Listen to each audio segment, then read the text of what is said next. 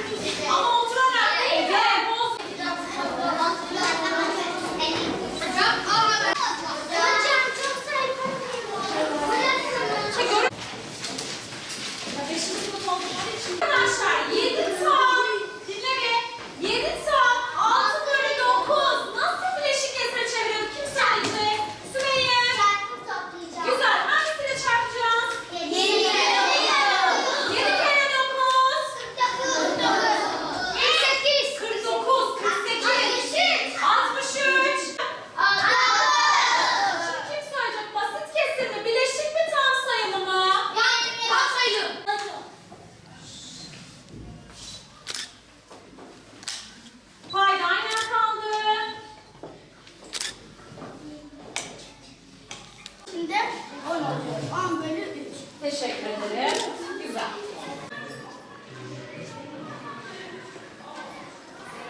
İyi ki başladı çünkü biz konularımızda çok geri kalmıştık. Bu sayede biz de diğer arkadaşlarımız gibi konularımızda ilerleyebileceğiz. Bomba anında çok korktuk. Mahallece hepimiz ana caddeye koşmak zorunda kaldık. Canımızı çok zor kurtardık. Şehit verdik. Yaralı çoktu. Büyük bir kayıp yaşadık. Çok iyi oldu çünkü biz çok geride kalmıştık. Arkadaşlarımız mesela 4. ünitedeydi, biz 2'deydik. Bizim için çok iyi oldu. Teşekkür ediyorum. Nasıl gidiyor, okula devam?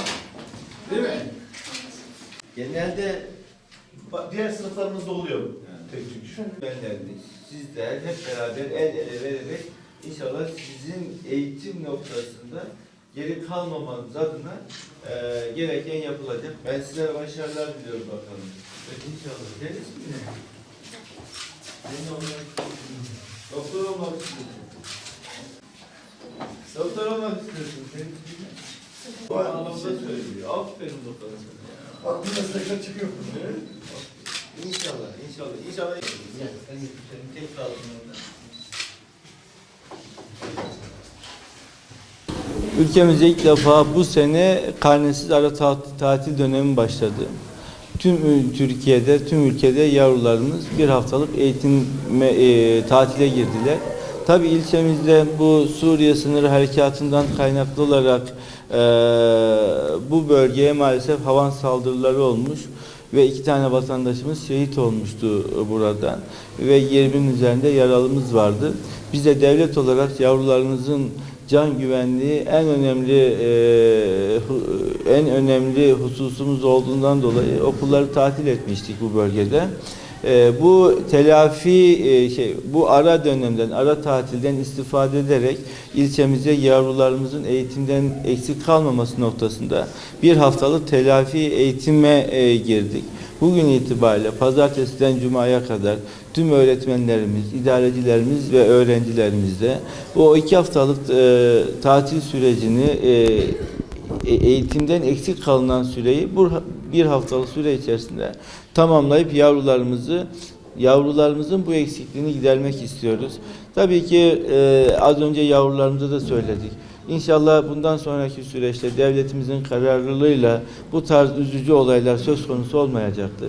Biz de sosyal devlet olarak aynı zamanda yerelde Kızıltepe Belediyesi ve Kızıltepe Kaymakamlığı olarak bu yavrularımızın hem sosyal hayata adaptasyonunu sağlayabilme, hem eğitim durumlarının, eğitimdeki istek ve arzularını yerine getirebilme noktasında bütün kurumlarımızda var gücümüzle çalışacağız. Şunu bütün yavrularımız ve değerli velilerimiz bilsinler ki bütün çalışmalarımız ve gayretlerimiz bu yavrularımızın daha iyi eğitim alabilmeleri, daha iyi insan olabilmeleri noktasında devam edecektir. Bütün devletimizin imkanlarını bu noktada kullanacağız inşallah. Tekrar bu tarz olumsuz olayların olmaması temennisinde bulunarak bütün yavrularımıza biz eğitimde başarılar diliyoruz. Rabbim hem yavrularımızın hem öğrencilerimizin hem öğretmenlerimizin yar ve yardımcısı olsun inşallah. Teşekkür ederim.